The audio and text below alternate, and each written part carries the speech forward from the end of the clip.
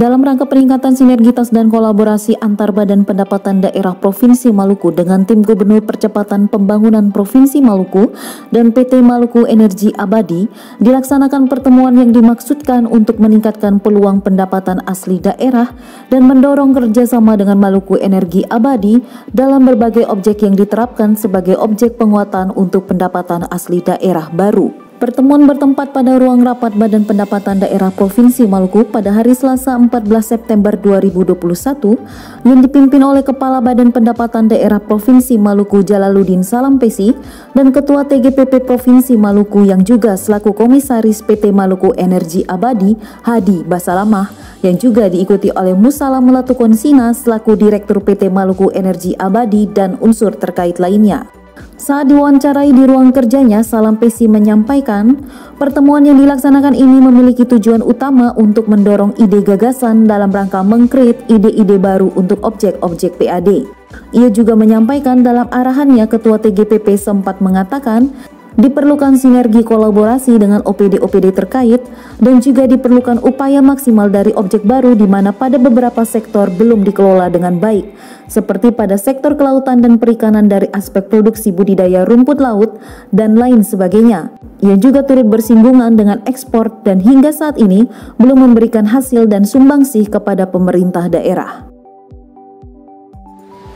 Hari ini tanggal 15 September 2021, Badan Pendapatan Daerah mengundang Tim Gubernur Percepatan Pembangunan TGPP Provinsi Maluku, Pak Dr. Hadi Basalamah, MSI, dengan Direktur Utama Maluku Energi Abadi. Alhamdulillah mereka datang, kemudian kita berdiskusi tentang banyak hal. Pertemuan ini memiliki tujuan utama untuk bagaimana mendorong ide gagasan dalam rangka meng-create ide-ide baru untuk objek-objek PAD, sehingga target kita di tahun 2021 dan kedepannya itu akan menambah upaya-upaya dari PAD itu sendiri.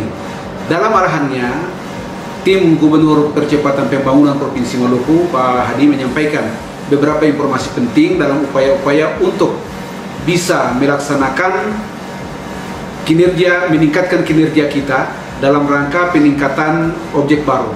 Di antaranya perlu sinergi kolaborasi dengan OPD-OPD terkait. Upaya-upaya maksimal dari objek-objek baru beberapa sektor belum dikelola dengan baik, seperti sektor kelautan dan perikanan dari aspek produksi budidaya untuk rumput laut ataupun lainnya. Kemudian menyentil tentang ekspor yang belum memberikan hasil dan sumbangsih kepada pemerintah daerah. Diupayakan ke depan harus ada laboratorium uji mutu yang kemudian akan berimplikasi pada peningkatan PAD, dan langkah-langkah ini secara konkret kami sampaikan bahwa sudah dilakukan oleh Dinas Perindak, Perindustrian dan Perdagangan kita. Namun perlu ada dukungan kuat dari sektor-sektor yang lain, misalnya sektor pertanian, kemudian sektor perikanan, perhubungan. Dan ini ke depan akan kita undang dalam satu forum secara resmi, sehingga diskusi secara tematik akan kita lakukan dengan ide-ide yang belum tergarap. Kami juga menyampaikan bahwa di tahun 2021 ini dalam prolegda kita sudah diusulkan 3 prolegda baru yang berisi berbagai objek. Jadi ada hampir 300 objek baru yang diusulkan dalam 3 perda retribusi kita, yakni perda retribusi jasa usaha, jasa umum, dan perizinan tertentu. Penekanan yang disampaikan oleh Pak Ketua TGPP adalah bagaimana upaya-upaya untuk kerjasama itu ditingkatkan, menyambut Maluku Lumbung Ikan Nasional, kemudian Newport sebagai basis untuk peningkatan ekspor dan memiliki spirit effect terhadap perluasan tumbuh kembangnya ekonomi kerakyatan di Provinsi Maluku, khususnya nelayan-nelayan kecil akan diberdayakan secara maksimal. Dan Newport akan menjadi basis ekspor kita yang akan didorong sebagai pusat ekspor di wilayah Indonesia Timur. Kemudian Direktur Maluku Energi Abadi, dalam diskusi beliau menyampaikan berbagai peluang dan upaya-upaya hulu hilir yang dilakukan oleh Maluku Energi Abadi. Dalam konten untuk pengelolaan energi, sekarang sementara diupayakan untuk bagaimana merampungkan PI 10% terkait dengan blok Bula dan non Bula di Pulau Seram, kemudian blok Masela. Khusus untuk blok Masela, proyek besar ini akan diupayakan berproduksi tahun 2027, sebagaimana informasi yang disampaikan. Dengan demikian, kita harus menyiapkan berbagai infrastruktur untuk itu, mulai dari ketenaga kerjaan, berbagai regulasi untuk mendorong keterlibatan antara pemerintah daerah dan lain-lain, sehingga jangan energi kita terkuras. Ya, masyarakat harus diedukasi untuk bisa memahami bahwa konteks pengelolaan blok Masela terkait dengan PI 10% akan baru bisa diupayakan sejak perusahaan itu berproduksi di tahun 2027 nanti. Tetapi upaya-upaya untuk meletakkan dasar-dasar hukum, kemudian menyiapkan data dan berbagai hal terkait dengan pengelolaannya nanti itu sudah harus dilakukan dari sekarang ini.